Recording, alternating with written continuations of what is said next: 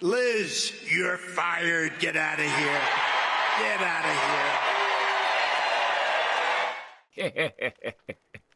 That's some good times. So, this video, I want to try and make this one of my best ones, because lately I would say my bullshit detection meter has noticeably improved, or this is perhaps more likely, the uber partisan media has been scrambling like a bunch of headless chickens as the midterms loom ever closer, and they have fuck all positive to report on when it comes to the carcass masquerading as a president. And so, as a consequence, they are desperately scouring like an anxious drug addict through the Parmesan in search of something to scare the ever-living shit out of their demoralized base, because they have literally nothing else to go on. And so I would like to focus in on this one little piece from a Guardian article by Robert Reich, and no, don't worry, I won't subject you to the whole thing, that would be most unnecessary. Besides, my job here is to entertain and inform, and not to subject you all to hopelessly asinine mind virus garbage. So naturally, he was of course simping for Liz Cheney because she is anti-Trump. It blows my mind to see how these idiots talk about democracy, which at this point has fuck all meaning. It's but a slogan which refers to the status quo of the Washington power structure. That is blatantly obvious at this point.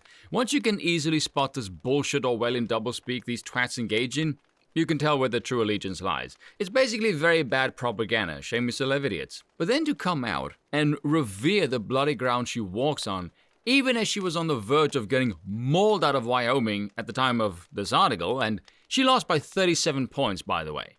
37 points, I think I could be wrong, and I asked Styx on Twitter, and he said he believes so. This is the biggest defeat of an establishment figure by a Trump-endorsed candidate. So how's democracy taste now, you stuck-up bint? And then she came out and said, now the real work begins, Cheney obviously, and she compared herself to Lincoln. Not exactly a humbling look there, Liz, and Lincoln was actually quite a tyrannical president, but, despite the glowing aura legacy that surrounds his name. But to say, now the real work begins. Okay, so clearly whatever nefarious bullshit you intend to pull out of your asshole has nothing to do with representing the state of Wyoming. Which begs a question then, why the fucking hell were you running for re-election at all? Or, and again, this is more likely, she's full of shit. She did say something quite interesting, though, which was, if she had embraced Trump and the big lie, she would have easily won. Which tells me she has absolutely no fucking clue what Trump represents, the hatred her name carries among the rest of the civilized world, or what the hell it even stands for. And Styx pointed this out as well, that she seems to have absolutely no sense of self-awareness at all. And yeah, I agree, she's a fucking idiot. Normal sane people would look at this result and think, wow, she must have been terrible to face such an overwhelming onslaught, especially if you whine constantly about democracy. But no, these sociopathic nannies don't give a flying fuck about what regular people want. They see Cheney as part of the big club because she opposes Trump, and that's all. Now I'll say this, I find it fascinating to see these, what could you call them, parasitic remnants of the Clinton years, people who derided the Bush administration and Cheney specifically as Satan walking the earth. In the wake of Trump walking in and pulling pistols on both sides of the establishment, these pathetic bastards would start sucking each other off. Newsflash for you nitwits, making out is not going to win you the adoring approval of the public, and neither will any effort in the name of bipartisanship because they hate you both. These turbulent times do make for some very strange bedfellows. Now, this is the genius of Trump.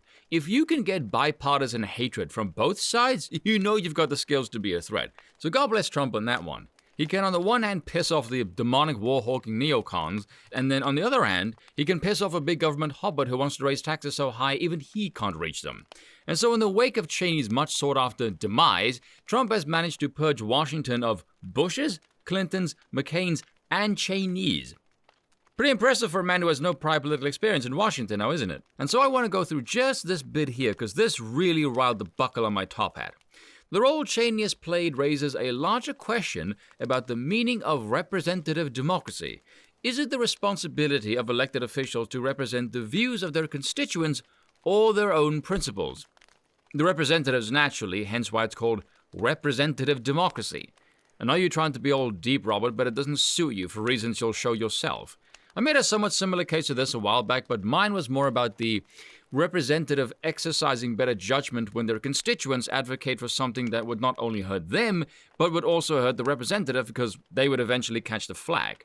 Whereas this, I'm puzzled to think as to why you'd run to represent people if you don't share their principles to begin with, or even how you would win. Unless you want to do the stupid shit like you're doing now with Cheney here and simp for someone exclusively because they oppose Trump, who isn't even in fucking government now. Oh, fantastic. We have a bunch of overpaid representatives who do fuck all because they have nothing in common and so the system is stuck in gridlock. Brilliant. What a great system of government you've managed to create. Am I the only one who gets pissed off at shit like this? When you have these snobbish, pretentious gits who try and sound intellectual through this dilemma of an ethical quandary, and then strip the dilemma down to its building blocks only to discover, no, there's actually fuck all substance there. Wankers. The question isn't limited to Republicans as the midterms draw closer. Some Democratic operatives and pundits argue that Biden and the Democrats must move to the center to win. Yeah, because your policies are objectively shit. But where is the center? Halfway between democracy and fascism? Oh, fucking twat. And if Democrats must go there to win, what's the point of winning? There is so much said in this little sentence, it's actually pretty funny. I'm not even going to bother with the fascist thing. Much like democracy, it's now but a cheap, hollow slogan that just means anyone who opposes us. Has since at least 2016. It is rubbish. But the last sentence is rather telling. If you're in a representative democracy, and you can't win with your so-called principles, whatever the hell that means, might that not indicate to you that your principles are not in fact shared by the people you're supposedly trying to court and represent? Feel free to stop me when I am blowing your tiny fucking mind here with this colossal charge of building block level of common sense. I call this the Dick Morris paradox. In early 1996, Bill and Hillary Clinton summoned pollster Dick Morris to the White House to make sure Bill Clinton would be re-elected. Morris's advice to Clinton was to move to the center, triangulate, and say nothing in his re-election campaign except that the economy was terrific and would be even better in the second term. Smart move. But am I the only one that raises an eyebrow at this? That you need to get a pollster in to advise you what to focus on, the economy. If you're the president and presiding over an economic boom, how the hell do you not know that, and how the hell do you not know to lead with that? And secondly, if Dick is telling him to move to the center, it would tell me he's moved too far to the left, and people do not approve of this. Look at the US for the last 40 bloody years. Every left little push gets a heavy shove to the right. Carter to Reagan, Clinton to Bush, Obama to Trump. And by the looks of it, again in 2024, it'll be Biden back to Trump. Whenever I ran into Morris slithering around the West Wing, slithering. And you can tell just by using that word, this man, even more than 2 decades later, he is still bitter as sin Clinton listened to Morris instead of him. And you guys should check out Morris, by the way. He's rather sane, actually. I mean, he thinks the left will be scrambling and go apeshit from the infighting between the various factions, and eventually they'll settle on Clinton.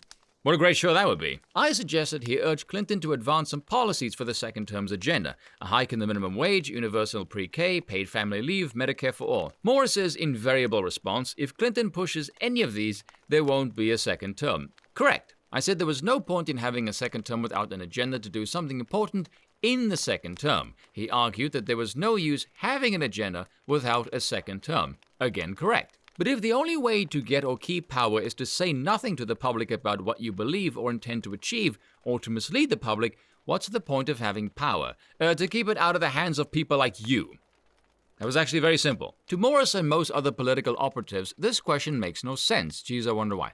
Politics is about getting and keeping power. Principles have nothing to do with it. Not exactly. To Dick Morris's operatives, politicians have a responsibility to mirror whatever the public wants or believes. Yeah, that's kind of the point, hence the phrase representative democracy.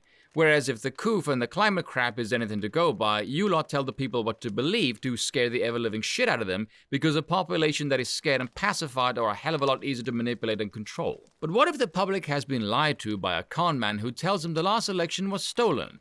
What if he has cynically exploited their bigotry, ignorance, or distrust? Oh, you mean like you idiots did by screaming Russia every day for 4 fucking years? And how you called everyone who disagreed with you some kind of racist or fascist, which you still do? But you want to talk about exploiting ignorance and distrust as you've been voted the least trusted media source in the whole bloody world, and your trust in institutions are now at breaking point? Really? Get fucked. Should candidates merely reflect what the con man has stirred up, as Hageman has done in Wyoming and other Republican candidates are doing with Trump's big lie elsewhere?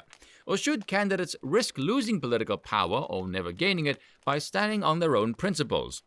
What if your principles are shit? Yeah.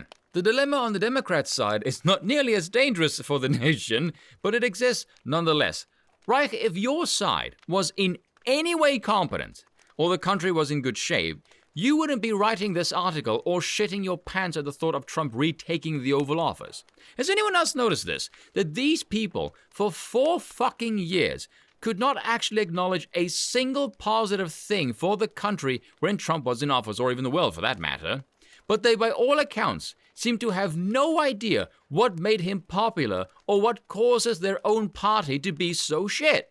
This is the Democratic Party, and look how fucking stupid all of these people are. I mean, look at it like this. Look at them, the state of the country now, versus when Trump was in office, and ask yourself, how in heaven's name does this party hold any power at all? By what measure of objective judgment can you in any capacity call yourself a competent political pundit? It's remarkable. Some of today's Democratic candidates are moving to the so-called center because they've convinced themselves they must do so to gain or hold power, which is better than not having any. But is gaining or holding power more important than telling the public what one truly believes and speaking truth? And now for the bit that pissed me the hell off. Truly believes and speaking truth are not at all related. You can say what you truly believe and still speak out of your asshole. You do it every time, Reich, when you speak about Trump. And again, your name will forever be this walking meme that you're called Reich, but you can't even identify a fascist. And you know, coming from the Democrat, I find them ridiculously transparent as a party. You can sum them up in one paragraph. Hi, we're parasitic do-nothings with a desperate lust for power. Vote for us and we promise to take from the productive wealthy and spend all of their money on your behalf. Even though we clearly don't give a fuck, as those wealthy people are all funding every cent of our campaign. We're here to save democracy. There, I just solved the mysterious riddle behind their bullshittery in one go. Where's my golden star? You know, as a matter of fact, I'll make a bold claim here. You can't be a leftist and the competent economist, because those two qualities are fundamentally incompatible with each other. Take, for example, they will scream tax cuts for the rich. There are more consumers than there are producers in society. So naturally, if you give a tax break to the consuming majority, they spend their newly acquired disposable income, which they got in the form of the tax break, on goods and services provided to them by the producers. And then the media goes, oh, look how much richer the rich got. Yeah, that's adorable. Now, would you care to focus on the material gains of the consumer class that got the tax break? No, because that would completely destroy their entire narrative. And then you get pissed off when you realize how stupid people are not to see through this incredibly obvious lie by omission, considering that trope of tax cuts for the rich goes back prior to the Great Depression. And by the way, has anyone else noticed, when it comes to taxes, they focus solely on siphoning more money from the rich for the state that they can dictate what is better for society, because it's all about getting more money for themselves. They don't give a flying fuck about the middle class at all. But did you all notice Reich's trick? It was very subtle, trying to pull the wool over all of our eyes. Fortunately, I'm not 4'11", so he doesn't quite have the stature to pull the wool over my eyes, seeing as I'm more than a foot taller than he is, and much too smart to fall for his conjuring of cheap tricks. Yes, I'm keeping it topical. The former is much more impressive than the latter, mind you. I mean, it's not difficult to outwit Reich. He's a tiny moron. Hell, Elon Musk called him a modern-day moron. But look closer at these lines. But if the only way to get or keep power is to say nothing to the public about what you believe or intend to achieve, or to mislead the public, what's the point of having power? Anyone who knows the left, this means government intervention for their vision of the world. Government sucks at everything. If you're trying to achieve something through government and it doesn't involve destroying government, it's a damn near guarantee abuse of power that will result in unintended consequences, because it happens every bloody time. To Morris and most other political operatives, this question makes no sense. Politics is about getting and keeping power. Principles have nothing to do with it.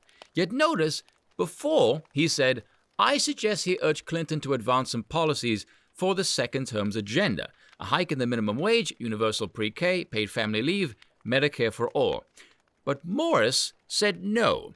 Why? Because Morris knows during a time of economic boom, you don't push policies that will stifle said economic boom. Naturally, of course, Reich being one of the stupidest economists next to poor fucking Krugman, he doesn't know that, which shows you how smart the so-called economists really are. But notice that.